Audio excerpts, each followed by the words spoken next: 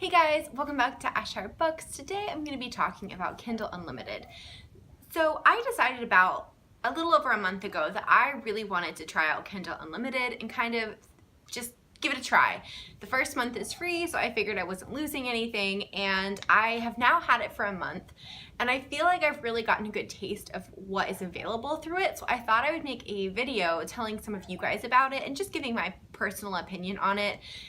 So I'm going to kind of talk a little bit about it, my personal kind of like, do I think it's worth it for me, and then who I think it would be good for, who I think it probably isn't worth it for, and then a few of the authors that I've kind of noticed on there that I think people might really be interested in. So like I said, I started using Kindle Unlimited about a month ago. I had originally tried it out a couple of years ago when it first came out, but I don't think I really gave it a good enough try. I will say if you want it to be worth your money, I think you really do have to kind of take a look through all of the books first that are available and kind of look at whether you think those are authors that you are interested in, or you've been wanting to read, or you typically read, because you can go through and look at all of those before you sign up for it.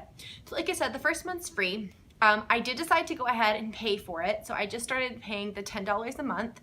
I don't think that is that high, and for myself personally, I think it's worth it at this point in time. So what I really did was I looked at how many books over the past month I read on Kindle Unlimited and kind of added up how much the regular Kindle book would be and whether it was worth it for me to spend $10 on that.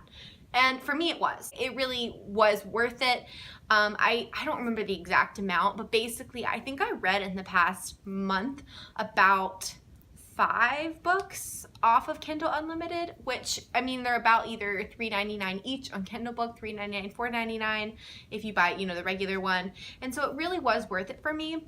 I will say it's also, from before, it's really easy to cancel it. So if you start it and then decide, hey, there's not any more books I want to read, or I read all the ones that I enjoyed, it's really easy to just unsubscribe to it. I guess I probably should have said at the beginning of the video, but Kindle Unlimited, if you're not aware, is a subscription service you can sign up through Amazon, and it's for unlimited ebooks, but only through the authors that participate in Kindle Unlimited. That's why I said you need to look through the list and scroll through and see whose books are on there, because I will also say, just a side note, that a lot of the authors, or some of them at least, not all of their books are on Kindle Unlimited, only some of them. I really don't know why. I'm not sure if it's the ones that are struggling more they put on there or what, but just keep that in mind. Like I was saying, for myself, I think it was worth it, but it got me thinking, who would benefit from this, because it definitely isn't going to benefit everyone, I don't think. So the people who I think would really benefit from this are people who like to read romance.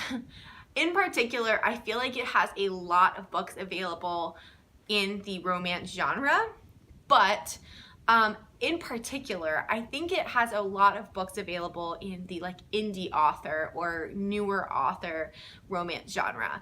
That's not to say that some of the authors on there aren't very popular, because there are very popular authors that do have their books in Kindle Unlimited, but for the most part, a lot of the authors that I found that I was reading were ones that were a little bit newer, and they were, a lot of them, indie published, and they were a lot of the ones that, which makes sense. I mean, it makes sense that you would put your books in the Kindle Unlimited program to try and get them noticed, kind of, and get more people to see them. And then sometimes I do know authors will take them out of Kindle Unlimited, so keep that in mind too. I think if you like romance, you like reading indie authors, and you read a lot of those on your Kindle anyways, I think it's a really great deal for you. I think it's worth it to at least try it out. I also think they had a decent amount of mystery books in there. I'm not the biggest mystery fan. I do read some of them, but they did have a few in there as well.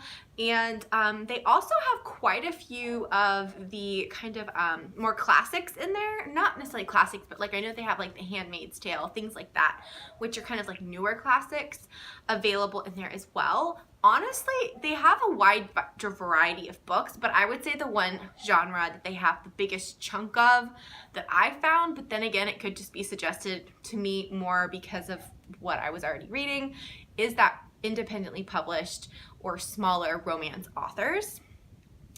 The reason I know it's not worth it though for every person, and especially not even every romance reader, is because when I signed up for it, my mom also was she was there with me, and so I said, hey, maybe you should look into it, because she reads a lot of Kindle books. She reads pretty much only on her Kindle. But when we looked at the authors that she likes to read, which are very established, bigger name authors that have really big reader base and kind of typically are in like that mass market variety, they were not available in Kindle Unlimited, not a one.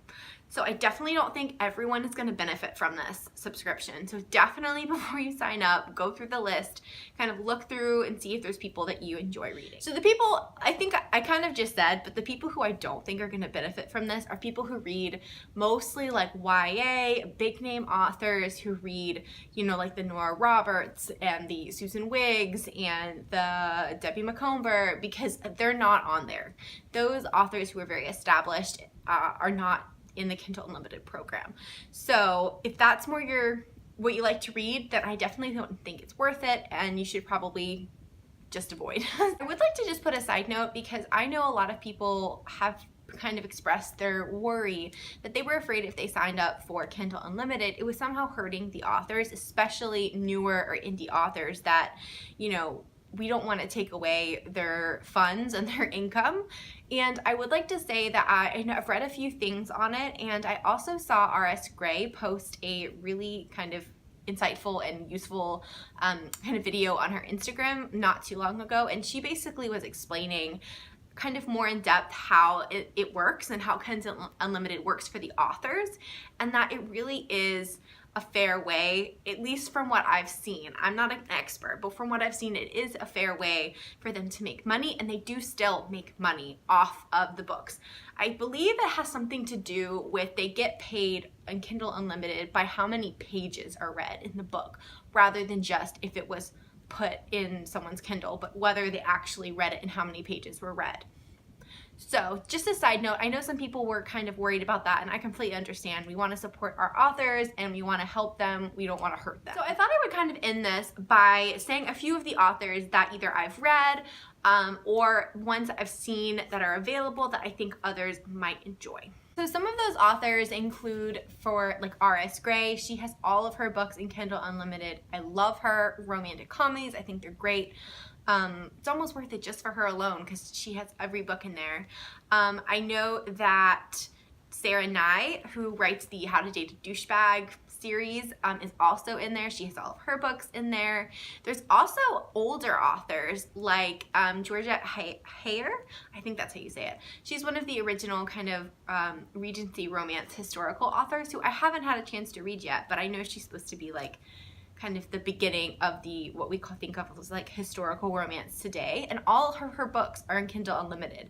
I was shocked. I went actually to buy one because I couldn't find it anywhere else, and I noticed it was in Kindle Unlimited, and I was like, what? So yeah, definitely check some of the older authors, because I know her books were published in like 1930s, so it's not just newer ones.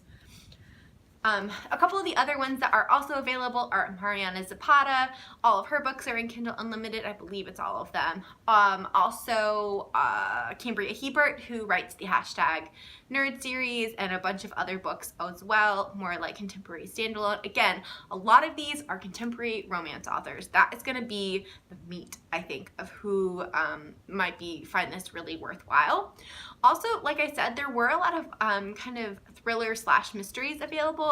Like I know Rachel Kane, who wrote, I think it was it Stillhouse Lake? Something about a lake.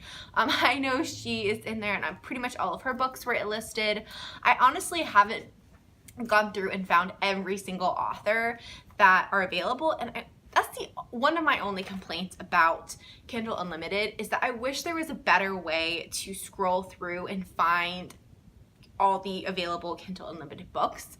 Maybe there is, and I'm just like technology ignorant and haven't figured it out yet. So if you guys know if there's a way to, on Amazon, pull up like all the authors, because even when you go to the Kindle Unlimited page, all I could still find were the different like subsections as far as like new releases or, you know, like what you would like, or they're just little subsections, not like you can click on like historical and everything would come up that's available in Kindle Unlimited. So that's my one complaint. It can be a little bit challenging to find books. Like I said, I didn't even know something like Georgette Hare would be on there, and it was. So that's kind of my thoughts on Kindle Unlimited. Personally, I think it's a really great subscription, and I will be keeping it for at least the near future. If there comes a day I don't think there's anything else I want to read, then I'll just cancel it. But I think for me it's worth it, and I think anyone else who reads books similar to me, it's going to be worth it. But if you read more big names or mostly just very established authors, I don't think it's going to be worth it for you, so kind of avoid it. I hope you guys found this video somewhat useful. Please let me know if any of you guys use Kindle Unlimited, or if you don't, if you tried it and you found it just wasn't for you, or if you just don't think it's worth it, period. I would absolutely love to know. Thank you guys so much for watching. Please subscribe if you would like to, and I will see you guys next time.